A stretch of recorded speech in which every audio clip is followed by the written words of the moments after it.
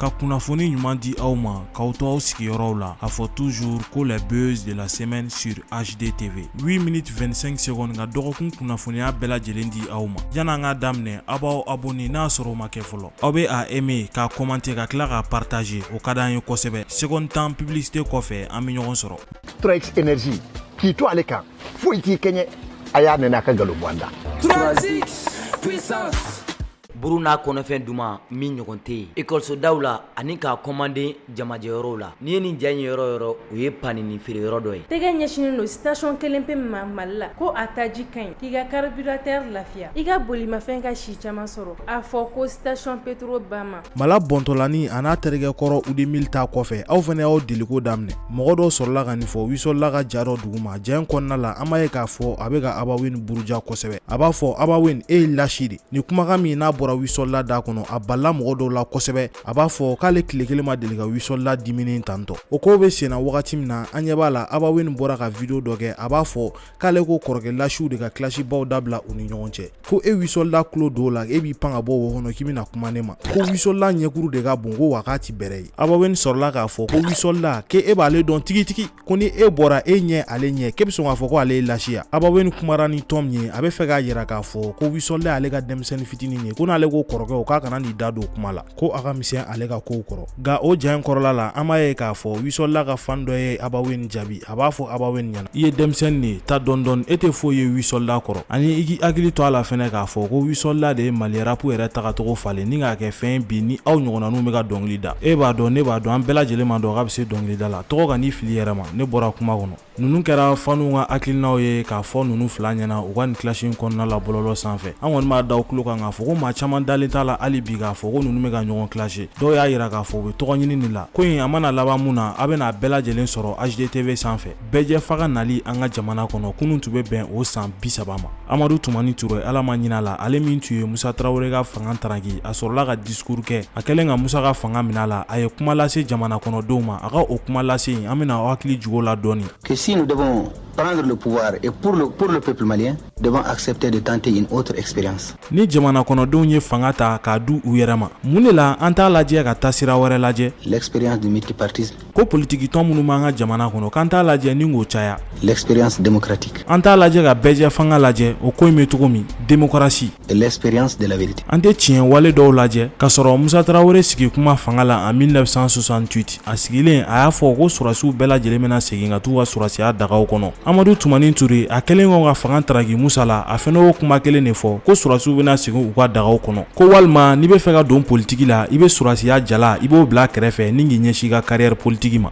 Amadu Tumani Ture a waati la a y'a yira k'ale sigikun ye de walasa ka basigi sabati jamana kɔnɔ ani ka jamana ɲɛmɔgɔ kura sigi ko n'o baaraw banna dɔrɔn ale bɛ segin ka taa a ka kan kɔnɔ walima ale fɛnɛ bɛ ten bila ni ka don politiki la nka a bɛ n'a fɔ a y'o kuma in waleya sabula o bɛɛ lajɛlen kɔfɛ de Amadu Tumani Ture a sɔrɔla k'a ka tenitigiya jala bila ni k'i ɲɛsin politiki ma komi 26 mars okumu kɔnɔna de tun don an y'a kanu ka nin yɔrɔnin fitinin fɔ aw ɲɛna aw ka dɔɔni faamu jamanakuntigi Amadu Tumani Ture a tun ye lase min kɛ jamana kɔnɔdenw ye a waati la Azaya ale mun ye Guinéenw ka dɔnkilidalaba ye a n'a furumuso Jeli Kaba Bintu u fila y'u sɛnsɛn ni ka taa Kibili Dɛnba ani Fatimi Jabate fɛ yen u ye duwawuba kɛ ni furuɲɔgɔn fila ninnu ye ko Ala k'u ka furu barika nin m'a yira k'a fɔ ko Guinée ni Mali bɛɛ ye kelen Ala mɔgɔ tɛ ka Sidiki Jabate ka communication kɛ a ya est ce que Sidiki Jabate kunkolo kan ka ye nin fɛn sugu ninnu na nin kɛra internaute dɔw ka commentaire ye sabula u ye jaw ye ja mun na i b'a ye k'a fɔ Sidiki Jabate a bɛ ka nɔnɔ kɛnɛ kɛ a ka Mercedes classe G mun jenna u bɛ ka nɔnɔ kɛnɛ kɛ u pine de la ko n'a kɛ sababu ye ka mobili ani ale min yɛrɛ bɛ k'a boli a n'a kɛrɛfɛmaw k'u kisi kɔlɔlɔ caman ma mɔgɔ caman bɛ ka bɔ bɔlɔlɔ sanfɛ k'a fɔ ko Sidiki Jabate ye nɔnɔ kɛnɛ kɛ mobili kan don min na ko su kelen de mobili in jenna k'a fɔ aw ye ko kuma in tɛ tiɲɛ ye baara min n'a bɛ ka kɛ ja in na a kɛra a mɛnna maakɔrɔ dɔw y'a yira ko n'i ye bolimafɛn kura sɔrɔ an ka laada la a tun wajibiyalen don i kan walasa k'i kisi gɛrɛgɛrɛ ko caman ma i ka nɔnɔ kɛnɛ kɛ a senw na ko n'o kɛra k'Ala b'i kisi fɛn caman ma o ye an ka laada kow ye aw bɛɛ b'a dɔn Sidiki Jabate laadamɔgɔ don jeli don a y'a kanu k'o kɛ a ka bolimafɛn kura la minnu dalen don an ka nin ko kɔrɔ ninnu na olu bɛ se k'u hakilinata di commentaire la minnu fana ma da la a bɛ se ka hakilinata di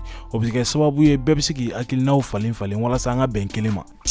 ngoro ni ye maloya ye a b'i n'a fɔ maa dɔw diminen no Talibi ye dɔn min kɛ a n'a denmusonin fila a ka salon kɔnɔ u ka nisɔngoya kun ti dɔwɛrɛ ye ko Talibi denmusonin fila k'a ti k'u mara ka ɲɛ ko mun de la ni dɔn sugu ninnu u bɛ k'a kɛ bɔlɔlɔ sanfɛ k'a man bɛn olu ma mɔgɔ dɔw bɔra k'u jaabi k'a f'u ɲɛna ko ni maa ninnu k'u k'u nɛ minɛ ko n'u don tɛ dɔn kɛ qu'est-ce que o ye Talibi nɔ ye k'u ka cɛ to yen a k'a ka vie kɛ ko Talibi yɛrɛ de tɔɔrɔlen no Mali rapo ko in na ko ka da o kulo kan u tun bɛ ka dɔn kɛ dɔnkili min kɔrɔ a dɔnkili ye maliyɛni dɔ ka dɔnkili ye jeli don n'u b'a wele ko Mariam Ba a sɔn titire ye ko dugu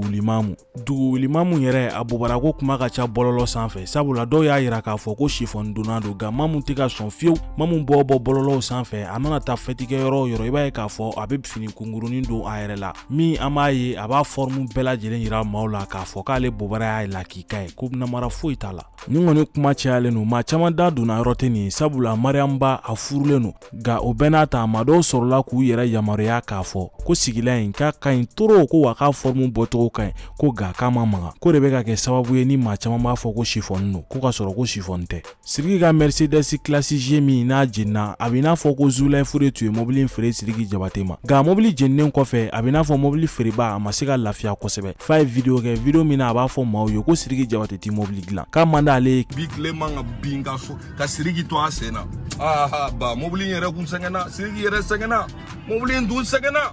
a bɛ k'a boli san kelen Sidiki tɛ mobili ale kɔni a bɔlen kɔfɛ ni k'a yɛrɛ jɛya mobili ko in na a digira maa caman na kɛrɛnkɛrɛnnenya la Sidiki kɛrɛfɛmaw Bala Jabate bɔra ni ka Zulaifu jaabi sabula a ye kuma min fɔ k'a ma diya ale a b'a fɔ maaw ye ko Zulaifu tun ye kokisɛri gansan de ye ko in na ko Sidiki Jabate yɛrɛ kariya la ni ka jeu in san ka d'a kan ale de y'a kanu ko Sidiki Jabate ka jeu san ko sabula a ka d'ale ye ni ka Mercedes classe G boli Bamako dugu kɔnɔna na ko kama Sidiki Jabate a ye mobili in san ko sinon ko mobili in sanni tun man di a ye k'ale sɛgɛnna mobili ɲinini na an ka jamana kɔnɔ a ma se ka fɛn sɔrɔ nka a y'a mɛn ko e Zulaifu k'e de bɛ mobili in feere ni a y'i sɛgɛrɛ k'i ko a ma i bɛ maa ka numéro d'a ma mun bɛ ka mobili in feere ko sinon ko mobili in ti e yɛrɛ bolo ka feere ko aw bɛnna aw ye feere kɛ ale ye $35,000 compter ni k'a d'i ma ko wari tɔ tun tora $15,000 ko Sidiki Ba ko k'aw ka taa ka na ko kalosa la k'a bɛ $15,000 tɔ di aw ma ko hali sini Zulaifu ale hakili b'a la $15,000 tɔ bɛ di aw ma don min na Sidiki Jabate y'a bila a ka Louis Vuitton carton de kɔnɔ ni k'a di aw ma ko yanni o cɛ wari kunfɔlɔ dilen aw ma k'a y'a bɛɛ lajɛlen compter olu ka salon kɔnɔ $20,000 fo ka taa dafa $30,000 la o kɔfɛ k'aw bɛ weleli kɛ k'a fɔ ko $20,000 ye wari jɛ ko Sidiki Ba ko k'aw ka na o $20,000 fɛnɛ minɛ mɔgɔw ko olu ma mun faamu nin ko in na ko Zulaifu y'i sinsin de k'a fɔ ko Sidiki Ba k'a ti mobili dilan ko nka ko Bala Jabate ka kuma la k'a m'i da don o yɔrɔ la k'olu bɛ k'o kɔnɔ bi samedi dɔ in na an b'a da o kulo kan k'a fɔ ko Petro Bama Vacances Foot a deuxième édition finale tan na min tun kɛn bɛ ka Misirakaw ni Kalabankaw tengu ɲɔgɔn na u ye ballon tan kosɛbɛ nka si ma se ka sebaya sɔrɔ ɲɔgɔn kan a labanna 1-1 na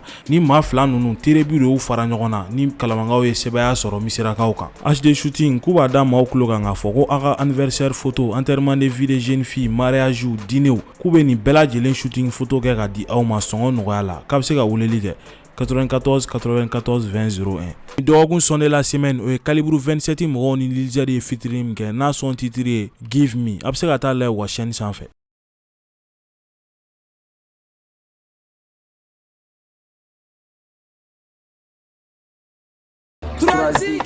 Puissance. À la semaine prochaine.